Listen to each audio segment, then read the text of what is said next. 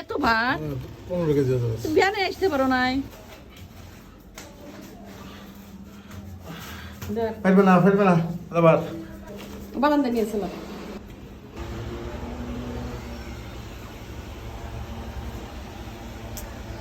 বাজার ঢালতে সে খুব পছন্দ করে। আজকে হাত পা শেষ হয়ে গেছে। এত ভাত 15 কেজি আছে। বিয়ানে আসতে পারো নাই? ভ্যান আমি আছি হলো সিএনজি। এত ভাত আসলে তো কষ্ট। কি এনেছো এর মধ্যে এত ভারী কেন? পেঁয়াজ মনে হয়েছে নাকি? সবই আছে। বাজার করা কিন্তু খুব কষ্ট। দেশি দেশি কি? মুরগি। বাজার বের করে দেখায় খুব ভালো লাগে আমার। ভালো? না না না, মাংস দিয়ে মিশে যাবে না। নতুন পানির মাছ।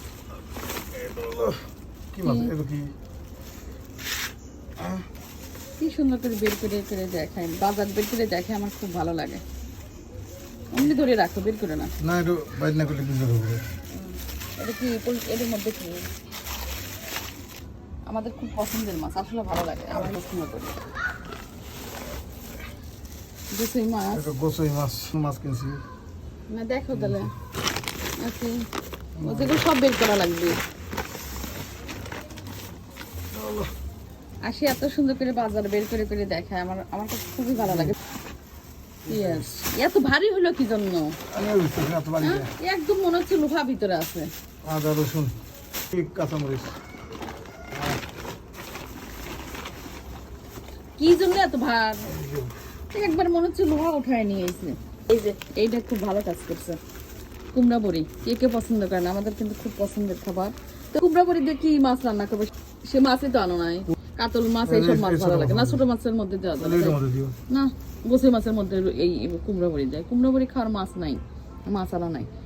আর এই কুমড়া বড়ি যখনই যে কিনবেন অবশ্যই ফ্রিজে রাখবেন।